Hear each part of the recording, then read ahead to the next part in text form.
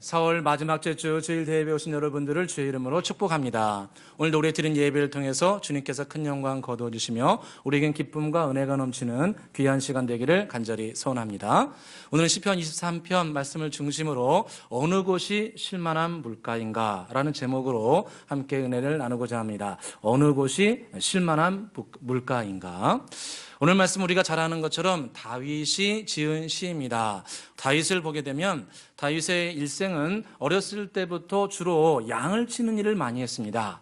양들을 치면서 다윗은 성장을 했고 또 나중에 장성한 후에는 주로 또 어떤 일을 했냐면 이스라엘 전체 백성들을 적과 꿀이 흐르는 땅으로 여호와 하나님께로 인도하는 이 목자와 같은 역할을 주로 했습니다. 왕이긴 하지만 이스라엘 전체 백성들을 여호와 하나님께로 신앙으로 삶으로 인도하는, 그래서 나중에는 하나님의 법궤를 예루살렘으로 인도하는 일을 할 정도로 다윗은 왕이면서도 이런 나라 전체를 하나님께로 이끌어가는 목자와 같은 역할을 했습니다.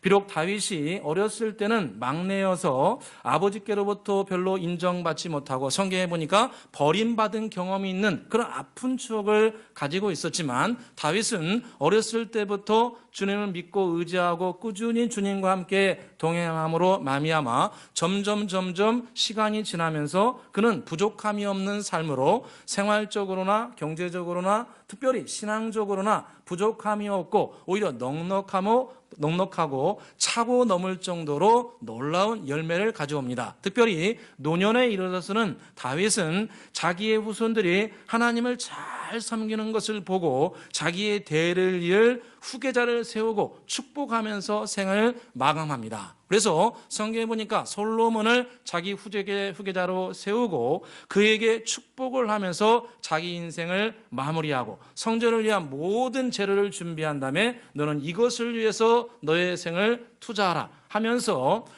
훈교, 가문의 마지막 말이라고 할 수 있겠죠. 그걸 다 마무리하고 갑니다. 여러분, 이것이 별거 아닌 것 같지만 우리의 삶 가운데 우리도 여호와 하나님을 잘 섬기고 또 우리의 후손들도 여호와 하나님을 잘 섬기고 그들이 신앙의 대를 이어서 주의 큰 일을 감당하는 것을 직접 눈으로 보고 또 그것을 할 수 있도록 내가 축복하면서 생을 마무리한다는 것은 엄청난 축복입니다. 그래서 다윗은 개인적으로 극도로 어려운 상황 가운데 태어나서 성장했지만 그 어떤 것을 중심으로 주님을 따라가게 되었을 때 그는 점점 부족함이 없는 삶으로 또 가정적으로나 후손적으로나 신앙적으로 정말 풍성한 결실이 있는 삶으로 그는 생을 마감하게 됩니다. 그래서 오늘 다윗이 자기의 인생을 돌아보면서 내가 어떻게 이렇게 아름답고 복된 열매를 꾸준하게 맺을 수 있었는가? 그것은 바로 여호와 하나님을 나의 진정한 목자로 삼았기 때문이다. 이렇게 말씀합니다. 우리 같이 한번 1절을 읽어보겠습니다. 1절입니다. 여호와는 나의 목자시니 내게 부족함이 없으리로다. 아멘. 여호와 하나님께서 나의 목자가 되어주시니 내 삶이 부족함이 없었다. 여호와 하나님을 내 삶의 목자요 인도자로 삼고 나는 평생에 살았다. 내가 어렸을 때부터 목동으로 자랐고 나중에는 이 큰 나라를 지도하는 목자와 같은 왕으로 쓰임 받았는데 내가 그렇게 요긴한 삶을 살 수 있었던 것은 여호와 하나님, 여호와를 나의 목자로 삼고 꾸준히 따라갔다 말씀합니다. 여러분, 여호와는 하나님에 대한 그 존칭입니다. 이 성호라고 하는데 여호와, 그 뜻이 무엇입니까? 스스로 존재하는 분. 스스로 존재하는 분. 우리가 이게 신앙생활 하면서 알 건 좀 알아야 됩니다. 여호와는 그 뜻이 스스로 존재하는 분. 그러니까 누가 창조의 의미를 부여한 분이 아니라는 거예요. 누가 나를 이렇게 지어가지고 너는 이런 존재라고 존재의 의미를 부여한 존재가 아니라는 거예요. 스스로 존재했다. 나는 스스로 자존하는 사람이다. 출애굽기에 말씀하고 계시는데 나 여호와는 스스로 계시는 분이다. 이렇게 말씀하고 계십니다. 그래서 여호와 스스로 계신 분, 하나님은 무엇입니까? 엘로힘, 이게 전능자라는 뜻입니다. 전능자. 그러니까 여호와 하나님 스스로 존재하시고 온 세상을 다스리는 전능하신 하나님, 그분을 목자로 삼고 갔다는 겁니다. 왜 여호와 하나님께서 우리 모든 인생의 진정한 목자가 될 수 있는가? 그것은 바로 여호와 하나님께서 창조주시오 지금도 이 땅을 다스리는 분이시기 때문에 그렇습니다. 온 세상을 창조하셨고 지금도 다스리고 계신다는 거예요. 이사야서 48장 13절에 보니까 과연 내 손이 땅의 기초를 정하였고 내 오른손이 하늘을 폈나니 내가 그들을 부르면 그것들이 일제히 서느니라. 여호와 하나님께서 직접 하신 말씀입니다. 나 여호와가 땅의 기초를 정하여 두었고 5대양 6대주의 모든 땅의 기초를 다 여호와께서 정하셨고 그 다음에 내가 온 지구의 하늘을 차일처럼 내 손으로 폈으며 그리고 온 세상 만물을 내가 지금도 부르면은 서게 되고 가라 하면 가게 되고 서라 하면 서게 된다는 거예요. 그래서 여호와 하나님께서 온 세상을 창조하셨고 지금도 온 세계와 만물을 당신의 선하신 뜻과 계획 가운데 움직이고 계신다는 겁니다. 그래서 다윗은 이것을 너무나 잘 알았기 때문에 그가 마지막에 생을 마감하면서 유언을 하는데 그 유언할 때 뭐라고 얘기하냐면 역대상 29장 12절에 보니까 부와 귀가 주께로 말미암고 또 주는 만물의 주제가 되사 손에 권세와 능력이 있사오니 모든 사람을 크게 하심과 강하게 하심이 주의 손에 달려있나이다. 부와 귀가 주께로 말미암고 모든 사람을 크게 하심과 강하게 하심이 주의 손에 달려있다. 물론 우리가 열심히 노력하기도 하지만 여호와 하나님께서 권능의 팔을 펼쳐주어서 부하고 강하고 이런 모든 것들을 주장해 주셔야 된다는 겁니다. 그래서 사람들의 태어나는 것, 죽는 것, 높이 가는 것, 낮춰지는 것, 물론 사람이 때를 따라서 열심히 노력도 해야 되지만 이 모든 것은 전능하신 여호와 하나님께서 허락해 주시고 은혜를 부어 주시고 함께 해 주셔야 가능한 일이라는 겁니다. 그래서 여호와 하나님께서는 온 세상을 창조하셨고 지금도 다스리시는 분이시다. 뿐만 아니라 여호와 하나님께서는 우리를 지극히 사랑하십니다.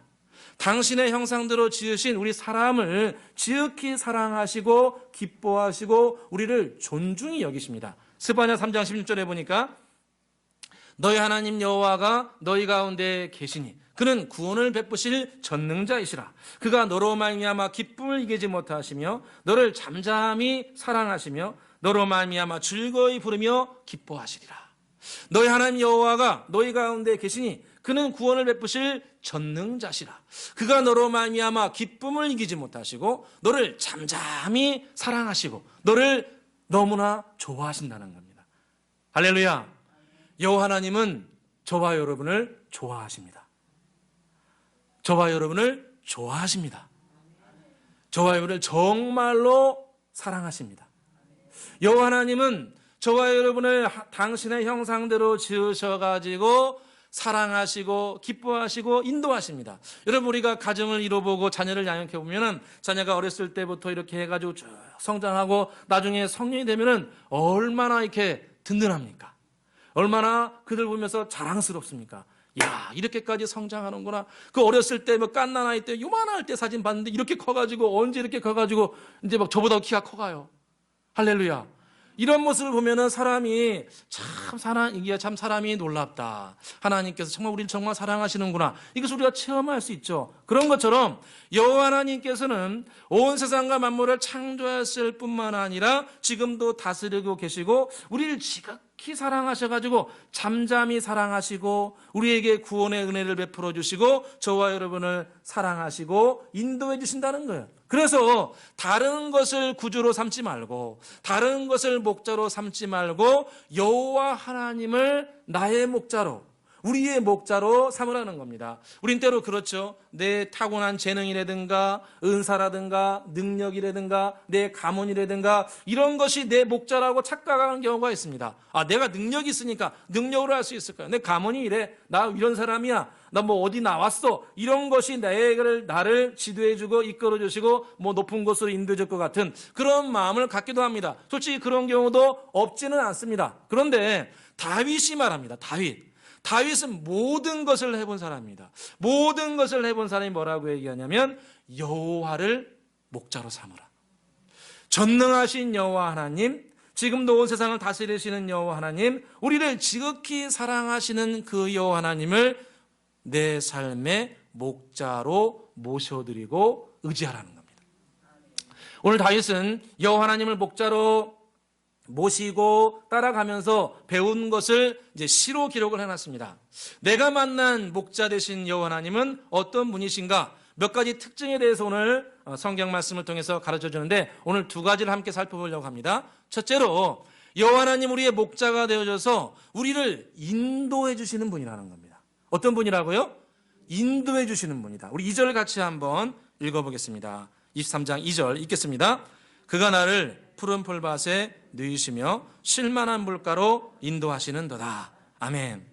다윗이 만난 여호와 하나님, 다윗이 목자로 모신 여호와 하나님은 어떤 분이냐면은 나를 인도해 주시는 분이라는 거예요. 푸른 풀밭으로 쉴만한 물가로. 여러분, 양들은 풀을 잘 먹어야 되잖아요. 아주 파릇파릇하고 싱싱한 그런 좋은 풀들을 먹어야 되잖아요. 그런 것처럼 우리 사람도 마찬가지죠. 좀 먹을 만하고 열매 있고 그런 것이 얼마나 필요합니까? 내 삶에도 윤택하고 가정적으로도 윤택하고 사회적으로도 좋고 뭐 이런 곳으로 이렇게 인도해 주셔야 되죠. 그런데 여호와 하나님께서 이런 푸른 풀밭으로 저와 여러분을 인도해 주시고 또 하나는 쉴만한 물가로 인도해 주신다.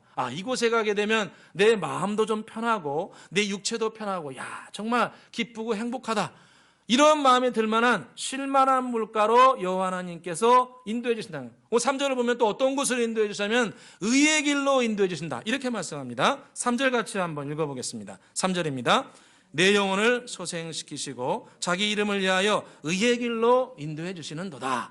할렐루야. 주님께서 어디로 인도해 주신다는 거예요? 의의 길로. 여러분, 의라는 게 무엇입니까? 의라는 것은 어렵지 않습니다. 하나님과 올바른 관계성이 의입니다. 예수 그리스도를 통해서 하나님과 올바른 관계성을 맺는 거죠. 또 우리 사람들 간에도 서로 의로운 관계성, 좋은 관계성, 올바른 관계성을 맺는 것이 의로운 생활입니다. 그런데 주님께서는 우리를 하나님과 올바른 관계성을 맺도록 또 사람들 간에도 올바른 관계성 맺을 수 있도록 저와 여러분을 이끌어 주신다는 거예요. 할렐루야. 자, 그런데 여기서 중요한 게 하나 나옵니다. 그건 뭐냐면 여호와 하나님 우리의 목자가 되어 주시는데 우리를 인도해 주시기는 하되 선택은 저와 여러분이 하도록 합니다. 오늘 2절과 3절에 반복적으로 나오는 것이 뭐냐면 인도해 주신다. 푸른 풀밭 쉴만한 물가로 인도해 주신다. 3절에 의의 길로 인도해 주신다. 여러분, 여호와 하나님은 우리의 목자가 되어서 우리를 이런 선한 곳으로 세 군데로 인도해 줍니다. 푸른 풀밭, 쉴만한 물가, 의의 길로 인도해 주세요. 그런데 중요한 게 있습니다. 그 길로 인도는 해 주시지만 마지막 선택하는 것은 우리에게 위임해 주셨습니다. 저와 여러분에게 위임해 주셨어요. 그런 좋은 길로 인도는 해 주시되 마지막 순간에 와서 이것이 정말 하나님 말씀에 부합하고 나에게 유익하고 또 가정적으로 유익하다는 것을 깊이 깨닫고 우리 자율적인 존재로 지으셨기 때문에 그것을 선택할 수 있는 특권을 주셨습니다. 이런 좋은 길로 인도해 주신 다음에 너희들이 이런 길을 선택했으면 좋겠다. 우리가 로봇가 아니기 때문에 주님께서 우리를 존중히 여기셔가지고 그런 길로 인도해 주신 다음에 너희들이 잘 생각해보고 이것이 나에게 영광이 되고 너희들에게 유익이 되기 때문에 너희들이 자발적으로 믿음으로 감사로 선택했으면 좋겠다. 이것이 성경에서 가르쳐주는 귀한 진리입니다. 여러분, 성경에 보면 수많은 사람들이 이런 주님께서 푸른 풀밭 쉴만한 물가 의의 길 이 군데로 인도해 주셨음에도 불구하고 선택하지 않은 역사가 수없이 많이 나옵니다. 엄청나게 나옵니다. 목자 되신 주님께서 이런 순적한 길로 의의 길로 인도해 주심에도 불구하고 많은 사람들이 그것을 막판에 와가지고 선택하지 않은 경우가 허다히 많습니다. 대표적으로 보게 되면 민수기 말씀 보면 여호와 하나님께서 430년간 애굽에 종살이하고 있던 이스라엘 백성들을 다 꺼내가지고 적과 급을 이루는 땅 푸른 풀밭 쉴만한 물과 이 요단 땅으로 다 인도해 주십니다. 그래가지고 가까이에 왔습니다. 이제 인도해 주신 거예요. 이 땅으로 왔어요. 그런데 이 마지막에 이스라엘 백성들이 이걸 선택하고 전쟁을 차지해야 되는데 성경에 보니까 12정탐꾼이 갔는데 그중에 10명이 돌아와가지고 뭐라고 얘기하냐면 그 땅이 가보니까 이 눈에 보기엔 좋긴 좋은데 그 주위의 사람들이 워낙 성벽이 높고 거기에 안악자손들이 많아가지고 그들하고 싸우면 우리는 다 죽었다. 우리는 그들 앞에서는 메뚜기 아니냐? 우리의 실력을 봐라. 그들은 철기 무기가 있고 우리는 청동기 모아가지고 뭘 이기겠나? 우리는 실력이 없다. 우리 싸워봤자 다 진 거라. 라고 그 땅을 혹평했습니다. 악평했다고 나옵니다. 선택하질 않아요. 민수기 13장 31절에 보니까 그와 함께 올라갔던 사람들은 이르되 우리는 등에 올라가서 그 백성을 치지 못하리라. 그들은 우리보다 강하니라 하고 이스라엘 자손 앞에서 그 정탐한 땅을 악평하여 이르더라. 여호와 하나님께서 지금 적과 꿀이 흐르는 땅으로 지금 푸른 풀밭으로 의의 길로 쉴만한 물가로 좀 힘들지만 전쟁해가지고 얼마든지 차지할 수 있는 그런 땅으로 인도해 주셨는데 막상 딱 오게 되니까 이스라엘 백성들이 이거 안 되겠네. 이런 땅에서 우리 전쟁에 승리하겠나? 저 사람 저렇게 거인 족속이 많은데 라고 하면서 선택하지 않았다는 거예요. 목자 되신 주님께서 가장 열매를 맺을 수 있는 곳으로 인도해 주셨는데 백성들이 자발적으로 선택하지 않습니다. 하나님이 지으신 모든 것이 선함에 믿음으로 감사로 받으면 버릴 것이 없느니라. 할렐루야. 하나님이 주신 모든 것이 선함에 믿음으로 감사로 받으면 버릴 것이 없느니라 말씀하시는데 자기의 눈으로 확인해보고 그것을 단호히 거부하는 겁니다. 그런데 두 사람 여호수아와 갈렙은 말하기를 우리가 가서 싸우자. 이것은 여호와께서 우리에게 주신 땅이요 그들은 우리의 밥이고 그들의 보호자는 떠나갔느니라 라고 믿음의 눈으로 보면서 도전하자고 합니다. 민수기 14장 9절에 보니까 다만 여호와를 거역하지 말라. 또 그 땅 백성을 두려워하지 말라. 그들은 우리의 먹이라. 그들의 보호자는 그들에게서 떠나갔고 여호와는 우리와 함께 하시느니라. 그들을 두려워하지 말라. 할렐루야. 백성들 앞에서 단호하게 이것은 여호와께서 우리에게 이끌어주시는 적과 꿀이 흐르는 땅이요 푸른 풀밭이요 쉴만한 물가이니 우리 두려워하지 말고 여호와께서 우리에게 주셨으니 함께 달려갑시다. 이렇게 말했습니다. 그러나 대다수의 사람들이 거부했죠. 여러분, 저와 여러분은 주님께서 이끌어주시는 푸른 풀밭, 쉴만한 물가, 그런 땅은, 그런 장소는, 그런 사명과 직분은 힘들어도 적극적으로 믿음으로 수용하시기를 주의 이름으로 축원합니다. 적극적으로 그런 땅은 믿음으로 밟고 믿음으로 도전해야 돼요. 그래야 진정으로 열매가 다가온다는 겁니다. 반대로 여호와 하나님께서 인도해 주지 않은 땅, 여호와 하나님께서 기뻐하시지 않는 땅, 여호와 하나님께서 절대로 인도하신 땅이 아닌 곳, 그곳은 절대로 발을 들여놓으면 안 됩니다. 창세기 말씀 보니까 아브라함과 롯이 나오는데 둘 다 이제 너무나 부하게 돼가지고 같은 땅에 머물 수 없게 됩니다. 그래서 아브라함이 뭐라고 얘기했냐면 롯아, 네가 만약에 우하면 나는 좌할 것이고 네가 좌하면 내가 우하겠다. 네가 먼저 선택을 해라. 이렇게 합니다. 그래가지고 롯이 선택을 하는데 우리가 잘 알고 있는 것처럼 눈을 들어보니까 이 요단 땅 쫙 보니까 막 물이 쫙 흘러가가지고 자기들의 지금 가축을 기르기에 너무나 좋은 환경이에요. 그래서 어디를 선택하냐면은 눈에 보기에 좋은 적과 꿀이 흐르는 땅, 자기 눈에 보기에 좋은, 그래서 요단 동편에 있는 소돔과 고모라 땅을 택합니다. 그런데 성경에 보니까 롯이 택한 이 땅에 대해서 성경에 뭐라고 말씀하냐면 창세기 13장 12절에 보니까 소돔 사람은 여호와 앞에 악하며 큰 죄인이었더라. 여호와 하나님 앞에 악인이고 악하며 큰 죄인이었다. 그러니까 동성애가 만연한 곳입니다. 동성애가 만연한 곳이었어요. 여러분, 우리 한번 질문해 보겠습니다. 롯이 그 당시에 그 땅을 선택할 때 그곳의 땅이 큰 죄인이고 동성애가 만연한 곳이라는 것을 알았을까요? 몰랐을까요?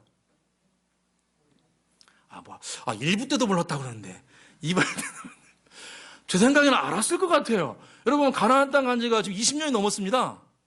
가나안 땅 산 지가 20년이 넘었어요. 지금 대구 저도 지금 속초 한 7년 사니까 대충 알겠어요. 할렐루야! 아니, 그런데 지금 가나안 땅 20년 살았는데 지금 요단 동편 소돔 고모라 땅 저 나쁜 사람들이라는 걸 몰랐겠어요? 그 당시에 또 거부였고 정보를 많이 하는 사람인데 왜 올랐을까요? 저는 알았을 것 같아요.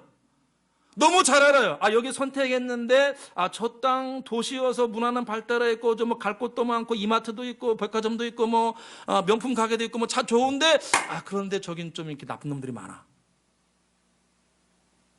이거 좀 대충 하면 돈은 벌 것 같은데, 이거 부정신고 해야 되고, 10% 떼먹어야 되고, 그래야 이건 돈을 좀 벌 수 있을 것 같아. 근데 그거 너무나 잘 알아요. 본인이.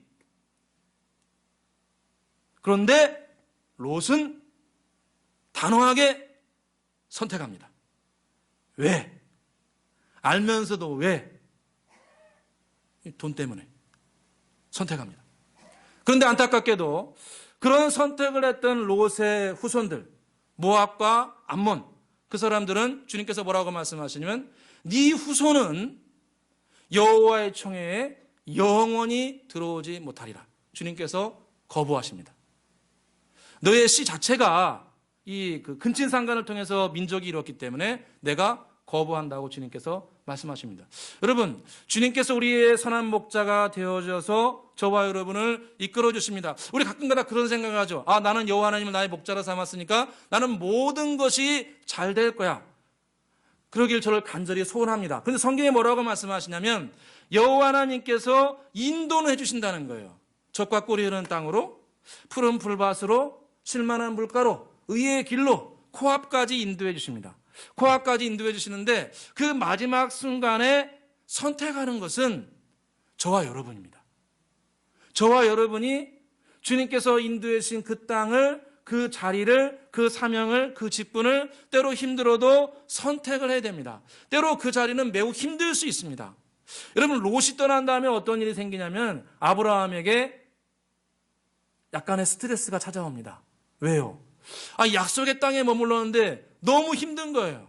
조카 떠나갔죠. 할 일은 많죠. 아는 사람 아무도 없죠. 외롭고 힘들어요. 그러니까 갑자기 아브라함이 좀 처집니다. 힘들어요. 그때 여호와 하나님께서 나타나셔가지고 약속을 해주시고 축복해 주십니다. 창세기 13장 14절에 보니까 롯이 아브라함을 떠난 후에 그때 절망이 찾아옵니다. 아브라함에게. 그러니까 주님께서 나타나십니다. 여호와께서 아브라함에게 이르시되 너는 눈을 들어 너 있는 곳에서 북쪽과 남쪽과 동쪽과 서쪽을 바라보라. 보이는 땅을 내가 너와 내 자손에게 주리니 영원히 이르리라. 할렐루야. 여러분, 가끔가다 저는 가끔가다 질문합니다. 젖과 꿀이 흐르는 땅이 어딜까? 푸른 풀밭, 쉴만한 물가가 어딜까? 어딜까요, 여러분? 우리는 가끔가다 그 생각을 하죠. 젖과 꿀이 흐르는 땅, 푸른 풀밭, 쉴만한 물가는 가기만 하면 그냥 열매가 나타나고 가기만 하면은 열매가 쑥쑥 튀어나오고 그렇게 생각하는데 정말 성경을 보면은 꼭 그렇지는 않아요. 주님께서 말씀하신 젖과 꿀이 흐르는 땅, 거기 가게 되면 당장 열매가 없는 경우도 많아요. 힘든 경우도 많고 외로운 경우도 많고 좌절되는 경우도 많아요. 근데 중요한 게 있어요. 주님이 가라 하신 곳이면 푸른 풀밭이에요. 주님이 쉴만한 곳이라고 하면 좋은 곳이에요. 주님께서 의로운 곳이라고 하면 정말 의로운 곳이에요. 내 눈에는 좀 안 맞다 할지라도 장기적으로 보면 그곳이 바로 푸른 풀밭이고 그곳이 바로 쉴만한 물가고 그곳이 바로 열매를 맺는 의로운 길인 줄로 믿습니다. 때로 우리는 가정에서 서야 될 자리, 교회에서 서야 될 자리, 사회에서 설 자리, 그 자리가 쉽지 않습니다. 말처럼 쉬운 자리가 아니에요. 그런데 아브라함과 같이 그 자리에 꿋꿋하게 계속 서 있으면 주님께서 말씀해 주시고 축복해 주십니다. 눈을 들어 동서남북을 바라보라. 내가 네가 보는 모든 것을 내와 내 자손에게 영원히 주리라. 할렐루야. 제가 오늘 준비는 안 했지만 생각나서 말씀드립니다. 몇 주 전에 제가 아는 목사님 한 분을 제가 전화드렸어요. 그랬더니 이분이 작년에 갑자기 사역지를 옮겼어요. 어디로 옮겼냐면은 저기 고성, 간성 그쪽으로 옮겼어요. 여기서 한 7년 사역하다가 갑자기 그쪽으로 갔어요. 가지고 이제 몇 주 전에 생각나가지고 어떻게 지내냐고 전화드렸어요. 그랬더니 목사님 여기 떠나와 보니까 저 고성 간성 그쪽이에요. 떠나와 보니까 속초가 도시였어. 에이? 속초가 도시였어? 무슨 말이에요? 그랬더니 목사님, 아침에 일어나면은 바다밖에 안 보여. 아무도 없어. 바다밖에 안 보여. 속초 있을 때는 속초가 도시인지 몰랐는데 여기 와 보니까 속초가 도시였어. 아유, 그 제가 한마디 했죠. 살만해요. 그랬더니 모르겠고 그냥 주님이 보내시니까 살아. 할렐루야. 여러분, 힘들지만 저는 이게 맞다고 생각합니다. 눈에 보기 좋아서 그곳이 푸른 풀밭이에요? 사람들이 인정해줘서 거기가 푸른 풀밭이에요? 아닙니다. 주님이 보내신 곳이 푸른 풀밭이에요. 주님 머물라고 한 것이 쉴만한 물가예요. 주님이 의로운 곳이라 한 곳이 의의 열매를 맺는 곳인 줄로 믿습니다. 우리 모두 이런 자리에 꼭 서시기를 주의 이름으로 축원합니다. 두 번째 짧게 살펴보겠습니다. 두 번째로 주님께서 우리에게 목자가 되어줘서 우리에게 주신 축복은 뭐냐면 우리의 영혼을 소생시켜 주시겠다고 약속합니다. 3절 같이 한번 읽어보겠습니다. 3절입니다. 읽겠습니다. 내 영혼을 소생시키고 자기 이름을 위하여 의의 길로 인도하시는도다. 아멘. 여호와 하나님께서 우리의 목자가 되어줘서 두 번째로 우리에게 은혜를 주신 건 뭐냐면 우리의 영혼을 소생시켜 주신다. 이 소생시킨 단어를 찾아보니까 슈브라는 단어인데 원래 슈브라는 단어가 회개한다 이런 뜻으로 쓰임받습니다. 그런데 이 슈브, 다시 원래대로 돌아가게 한다는 거예요. 그러니까 우리의 영혼이 우리 삶에 있어서 제일 중요합니다. 여러분, 우리의 육체도 중요하고 우리의 마음도 중요하고 다 중요하지만 하나님과 교감하는 이 영이 제일 중요합니다. 만약에 우리의 영혼이 큰 스트레스나 절망과 고통, 외로움, 서러움 이런 것 때문에 우리의 영혼을 우리 자신이 포기하게 되면 그 사람의 인생이 완전히 무너집니다. 이 조금 무너지는 게 아니고 완전히 무너집니다. 그냥 조금 망하는 정도가 아니고 자기의 영혼을 포기하게 되면은 완전히 삶이 무너지게 됩니다. 그래서 성경에 뭐라고 말씀합니까? 사랑하는 자여, 내 영혼이 잘된 같이 내가 범사에 잘되고 강건하길 내가 강구하노라. 이렇게 말씀하시지 않습니까? 그래서 우리의 영혼이 어떤 큰 위기와 절망 가운데 그것을 잘 이겨내고 극복하고 우리의 영혼을 지켜야 되는데 잠언 말씀처럼 무릇 지킬 만한 것보다 더욱 내 마음을 지키라. 생명의 근원 이에서 남이라 말씀하셨는데 우리의 힘으로 우리의 마음과 영혼을 지킨다는 것은 불가능한 겁니다. 여러분, 내가 그렇게 할 수 있을 거라고 생각할 수 있지만 정말 큰 위기를 만났을 때 내 마음과 영혼을 지킨다는 것은 하나님의 특별한 은혜가 필요합니다. 여러분, 성경에 보게 되면 자기 영혼을 지키지 못해서 망한 사람들이 많이 나옵니다. 대표적으로 아히도벨이 그렇습니다. 아히도벨은 성경에 보니까 다윗의 오른팔이었고 30인이었던 엘리암의 아버지라고 나옵니다. 그런데 이 엘리암의 아버지인데 엘리암의 딸이 누구냐면은 우리가 잘 아는 밧세바입니다.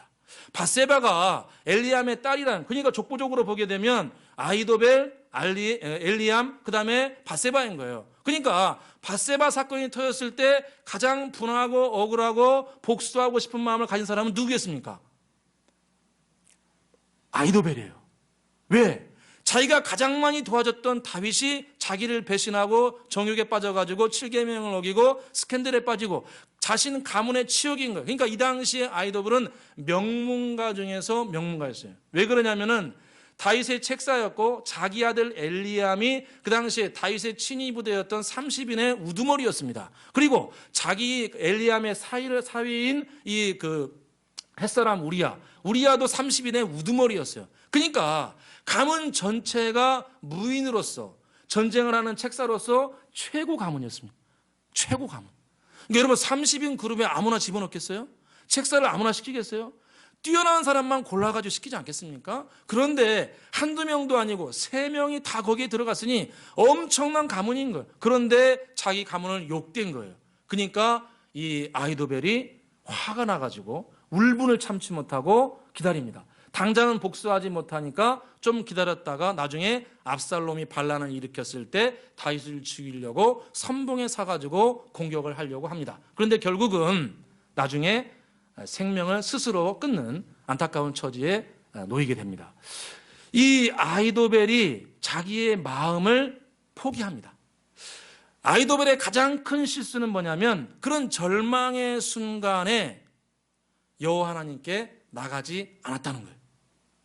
그런 큰 위기와 절망, 영혼이 정말 무너질 정도로 서럽고 복수하고 싶고 이런 마음이 머리끝까지 올라왔을 때 한 번만 더 생각하고 주님께 나가야 되는데 그 걸음을 못 나간 거예요. 너무나 화가 나가지고. 오늘 성경에 내 영혼을 어떻게 한다고 합니까? 소생시켜준다. 왜 여호와 하나님께서는 우리의 영혼을 소생시킬 수 있는 능력이 있을까요? 하나님은 그런 능력이 있으세요. 전능하신 하나님이니까 그렇게 생각할 수 있겠지만 성경에 이런 말씀이 나옵니다. 에레미야 38장 16절에 보니까 에레미야에게 맹세하여 이르되 우리에게 이 영혼을 지으신 여호와께서 살아계심을 두고 맹세하노니, 이런 말씀이 있습니다. 우리의 영혼을 창조하신 여호와의 이름을 두고 맹세하노니, 이렇게 말합니다. 우리의 영혼을 누가 지었다는 겁니까? 여호와께서 우리의 영혼을 지으셨기 때문에 우리가 좀 무너지고 어긋나고 좌절했을 때 우리의 영혼을 고치고 회복할 수 있는 분은 여호와 하나님밖에 없습니다. 여호와 하나님만이 우리의 영혼을 회복시킬 수 있어요. 성경에 보니까 회복시킴 당한 사람도 많이 나옵니다. 대표적으로 야곱이 그렇습니다. 야곱의 노년은 매우 불우했습니다. 왜냐하면 자기가 가장 사랑했던 요셉이 죽습니다. 그러니까 원래는 안 죽었는데 자기 아들들이 죽었다고 거짓말해가지고 그것을 믿어가지고 20년 가까이를 큰 절망 가운데 살아갑니다. 아들이 죽었으니, 자기가 가장 사랑했던 아들이 죽었으니 얼마나 힘들었겠어요. 그래서 완전히 무너졌는데, 무너졌음에도 불구하고 야곱이 잘한 건 뭐냐면 꾸준하게 주님께 나갔습니다. 꾸준하게 주님께 나갔어요. 꾸준하게 나갔어요. 그런데 점점 시간이 지나다가 어떤 일이 발생하냐면 자기 사랑하는 아들 요셉이 살아있다는 소식을 듣게 되고, 또 자기 아들 요셉이 보낸 금수레를 보자마자 성경에 보니까 기운이 불끈 솟아올랐다고 나옵니다. 창세기 45장 27절에 보니까 야곱은 요셉이 자기를 태우려고 보낸 수레를 보고서야 기운이 솟아나였더라. 여러분, 15년 20년 가까이 완전히 무너져 있었는데 꾸준히 여호와 하나님께 나아가니까 불현듯 어느 순간에 주님께서 야곱의 영혼을 소생시켜주는 겁니다. 갑자기 이렇게 세워줍니다. 할렐루야. 여러분, 그래서 저와 여러분이 힘들어도 꾸준히 주님께 나가야 됩니다. 주님께서 언제 역사하실지 아무도 몰라요. 언제 소생시켜줄지, 언제 이렇게 세울지 아무도 몰라요. 야곱도 꾸준하게 주님께 나아가는데 주님께서 어느 순간 요셉의 금수레를 보내어 줘가지고 갑자기 영혼이 소생되었다는 거예요. 여러분, 우리의 영혼이 소생되면 사람이 변합니다. 할렐루야. 우리 사람의 영혼이 완전히 은혜를 받아가지고 확 소생하게 되면 사람이, 인생이 변합니다. 여러분, 이때 야곱이 20년간 무너진 삶이었는데 하나님의 은혜로 소생하게 되자 어떤 일을 하게 되냐면 그 당시에 세계 최강대국인 애굽의 바로왕을 야곱이 찾아가서 축복해 줍니다. 축복해 줘요. 창세기 40장 10절에 보니까 야곱이 바로에게 축복하고 그 앞에서 나오더라. 여러분, 뭐 다 차치하고 축복하는 사람이 큽니까? 축복받는 사람이 큽니까? 축복하는 사람이 큰 거예요. 자명하고 이치입니다. 여러분, 그 당시에 세계 최강대국인 애굽의 왕을 누가 축복해 주는 거예요? 야곱이, 바로를. 여러분, 영혼이 소생하게 되면 이런 엄청난 일들을 할 수 있다고 성경에 말씀하고 있습니다. 그러므로 저와 여러분은 여호와 하나님께서 내 영혼을 소생시켜 주시기를 주님께 소망하며 주님 앞에 꾸준하게 나아가시기를 주의 이름으로 축원합니다. 여호와 하나님은 우리의 목자가 되십니다. 우리를 창조하셨고 지으셨고 우리를 열매 맺는 것으로 반드시 인도해 줍니다. 그래서 저와 여러분, 절대로 주님께서 인도하지 않은 것은 단호히 거부하고 주님께서 인도해 주신 푸른 풀과 쉴만한 물과 의의 길들은 믿음으로 감사로 꼭 선택하셔서 야곱과 같이 영원히 소생하게 되고 다른 분들을 축복해주고 세워주는 귀한 자리에 서시기를 주의 이름으로 축원합니다. 기도하겠습니다. 사랑과 은혜가 풍성하신 아버지 하나님, 여호와 하나님께서 우리의 목자가 되어주시니 진실로 감사합니다. 우리의 인간적인 힘과 능력을 목자로 삼지 않고 온 세상을 창조하셨고 다스리고 주재하시며 우리를 지극히 사랑하시는 여호와 하나님을 우리 삶의 목자로 모셔드립니다. 목자 되신 주님께서 푸른 풀밭, 쉴만한 물가, 의의 길로 인도하실 때 환경이나 사람에 주눅들지 않고 적극적으로 선택하고 도전하는 주의 백성 되게 하여 주옵소서. 또한 이 땅에 사는 동안 마음에 깊은 상처와 고통되는 일이 많이 있습니다. 주여 우리를 불쌍히 여기셔서 우리의 상한 심령을 회복시켜 주시기를 소원합니다. 코로나로, 질병으로, 재정으로, 실패로, 두려움으로 질병이 만연되고 있습니다. 주여 이 시간 저희들에게 성령의 생기를 부어주셔서 상한 심령이 치료받게 하시고 절망한 심령이 회복되게 하여 주옵소서. 그리하여 야곱과 같이 새로운 삶이 시작되기를 간절히 소원합니다. 예수 그리스도의 이름으로 기도드립니다. 아멘. 다 함께 찬송가 50장 부르시면서 준비한 예물 올려드리겠습니다.